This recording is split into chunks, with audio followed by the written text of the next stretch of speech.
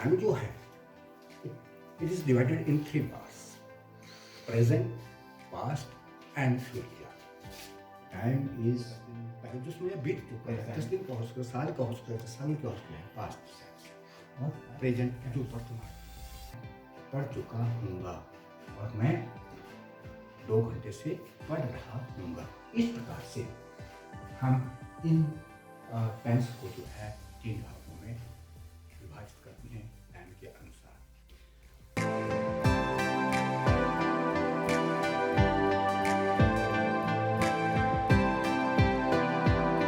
Hello everyone. As you know, I have told you in the first chapter of this video, tense and its type. So, tense, these are the 3 types of sentence. Tense, first is present, second is past, and third is future. So today we are going to study, we are going to learn the present indefinite tense. So present indefinite tense कि जैसे आप लोगों ने इससे पहले ये देखा कि हम लोग नियम को पहले पढ़ा करते थे और उसके बाद ट्रांसलेट इंग्लिश टू हिंदी करते थे, लेकिन आज हम वेरी ईजीएस्ट वे, बहुत ही आसान तरीके के साथ with the participation of you people we shall try to learn the present indefinite tense. So first sentence is, आज हम लोग जो सेंटेंस लिख रहे हैं, पहले जो अफर्मेटिव हमारे पास सेंटेंस है उसके आधार पर हम जानने की कोशिश करेंगे कि वो टेंस की पहचान क्या है।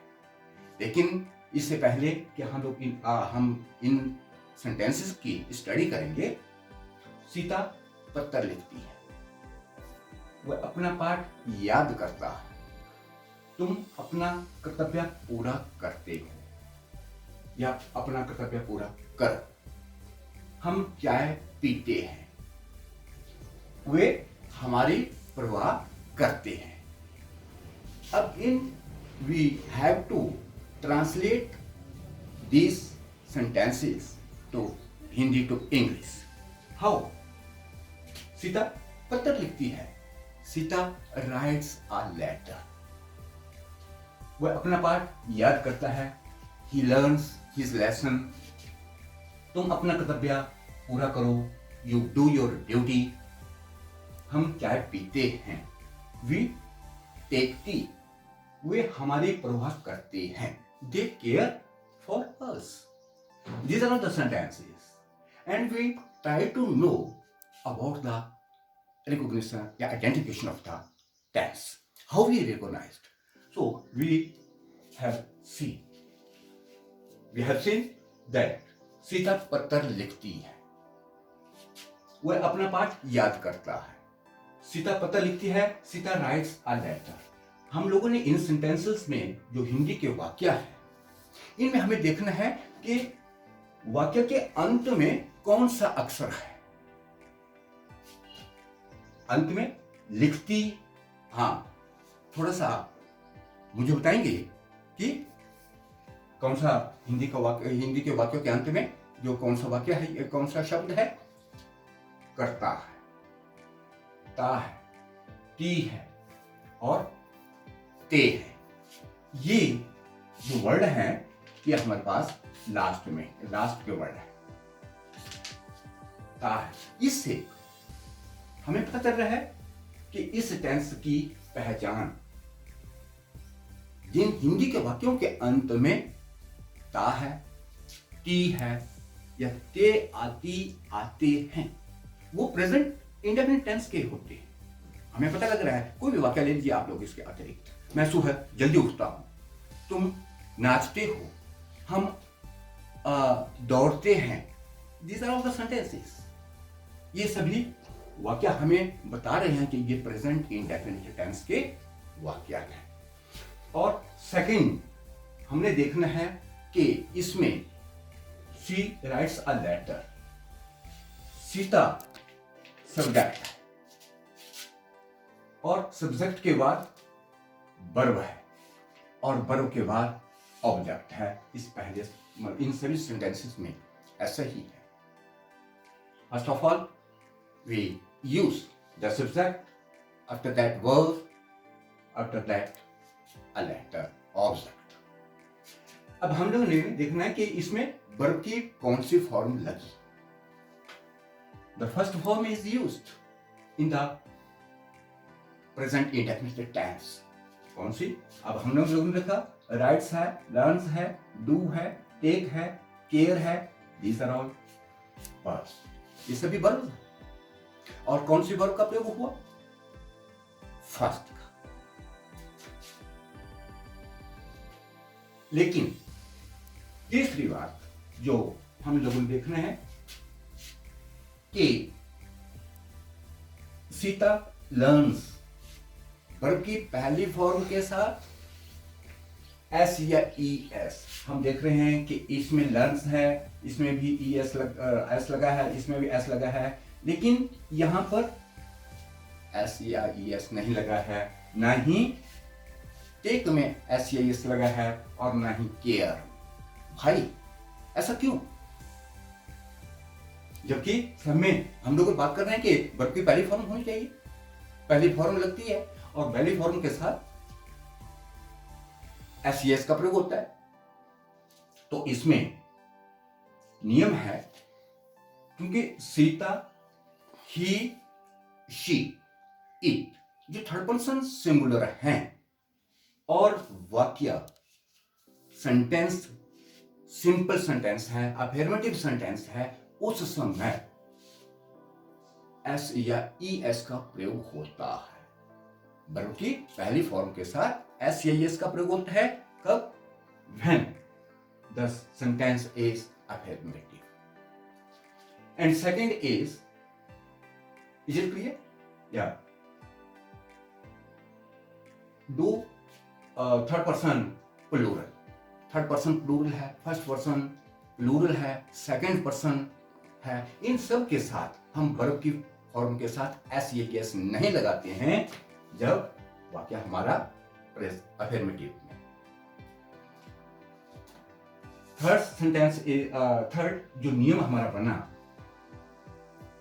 वो है कि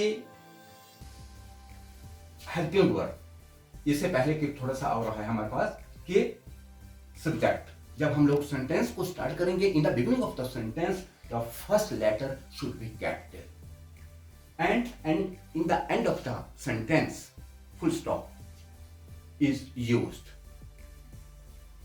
वाक्य के शुरू में, सेंटेंस के शुरू में हम क्या करेंगे?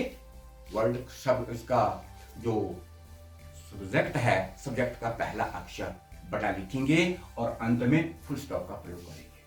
सेकेंड, नेगेटिव सेंटेंस आता है हमारे पास।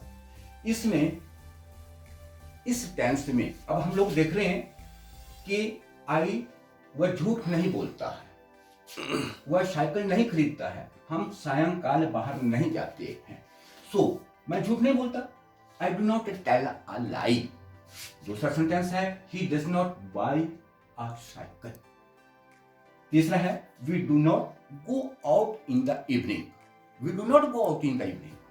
सो these are the sentences. I do not tell a lie. अब हमने इसमें देखा कि डू और डज दो हेल्पिंग वर्ब हैं। क्या है? डू और डज हेल्पिंग वर्ब हैं। Helping verbs are used in present indefinite tense. So do and does only we are seeing, we are watching that I के साथ किसका प्रयोग हुआ? डू का। और वी के साथ किसका प्रयोग हुआ? डू का। सो ही सी इट के साथ only third person singular he see it के साथ डज हेल्पिंग वर्ब का प्रयोग किया जाता है। और बाकी जितने भी हैं, चाहे वो फर्स्ट पर्सन प्लूरल हैं, सेकंड पर्सन हैं, थर्ड पर्सन प्लूरल हैं, इन सब के साथ डू का प्रयोग होता है। जब हम लोग वाक्य नेगेटिव में बनाते हैं तो इन सब के साथ हेल्पिंग वर्ब का प्रयोग, हेल्पिंग वर्ब के साथ नॉट का प्रयोग किया जाता है। It means subject plus do, helping verb, subject plus helping verb plus not और प्लस ऑब्जेक्ट। इस प्रकार से हम लोगों ने सेंटेंस को फ्रेम करना है। Third sentence is interrogative sentence, प्रश्नवाचक वाक्य। प्रश्नवाचक वाक्य को हम लोग उस समय बोलते हैं, जैसे क्या तुम उसे जानते हो? क्या हम गाना गाते हैं? क्या वह झूठ बोलता है? ये हमारा प्रश्न चिन्ह या प्रश्न वाक्य, इसका प्रश्न जब कोई आदमी प्रश्न करता है तो हम लोग प्रश्नवाचक जो सेंटेंस है उनका प्रयोग करते हैं। जैसे क्या तुम उसे जानते हो? Do you know him? क्या हम गाना गाते हैं? Do we sing a song?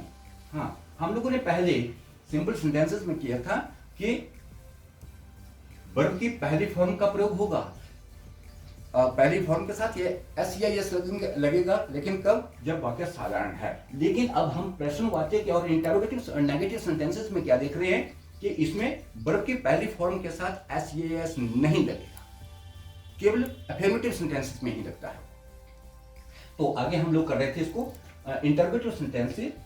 तो हेल्पिंग वर्ब को हम सब्जेक्ट से पहले प्रयोग करेंगे। We will use the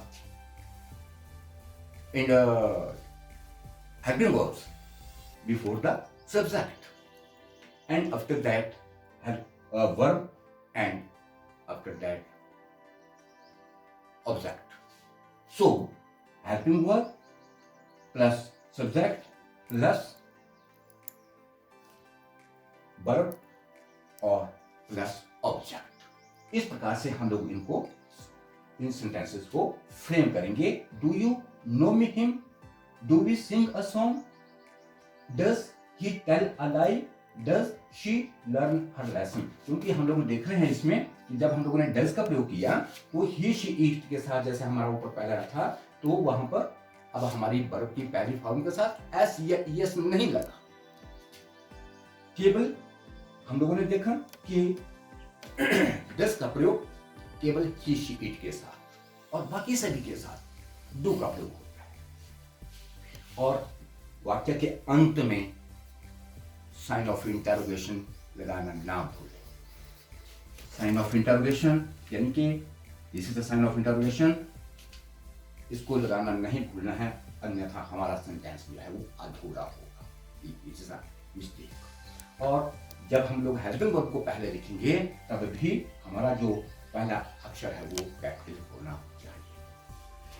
interrogative और interrogative plus negative sentences. Interrogative negative sentences जब होता है तो उस समय हम लोग हेल्पिंग वर्ब को सब्जेक्ट से पहले और सब्जेक्ट के बाद नॉट का प्रयोग और नॉट के बाद वर्ब का प्रयोग किया जाता है और वर्ब के बाद ऑब्जेक्ट का प्रयोग करते हैं। जैसे क्या तुम उसे नहीं जानते हो? Do you not know him? Do you not know him? So, second sentence is क्या हम गाना नहीं गाते हैं? Do we not sing a song? Does he not take milk? तो वही नियम, क्योंकि इसमें केवल not का प्रयोग सब्जेक्ट के बाद होता है और दोनों सेंटेंस हमारे इसी प्रकार से बनते हैं। एक इसमें और सेंटेंस है, एक और टाइप है कि जब हम बिल्कुल किसी वाक्य पर जोर देंगे तो उस समय हम डू और डज को पहली फॉर्म से पहले लगाते हैं। जैसे वो बिल्कुल सच बोलता है, वह बिल्कुल सच बोलता है, तो इसमें क्या हो जाएगा he does speak the truth.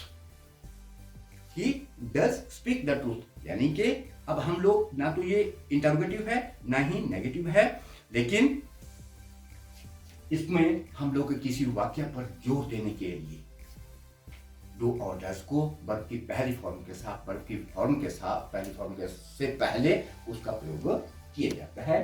तो ये आज का हमारा जो वीडियो था वो प्रेजेंट इंडेफिनिट टेंस पर था। इसमें किसी प्रकार की किसी को कोई क्वेरी है, किसी को अंडरस्टैंड नहीं हुआ है, सो आप अवश्य कमेंट बॉक्स में अवश्य लिखें और अपनी राय अवश्य मुझे भेजें। लाइक अवश्य करें, सब्सक्राइब करें और अगले नेक्स्ट वीडियो में हम नेक्स्ट लेसन में प्रेजेंट कंटिन्यू टेंस हम उस पर करेंगे। तो आप उसके लिए तैयार रहें। तब तक आप लोग इसको प्रैक्टिस करें। It is called practice makes a man perfect. That's all.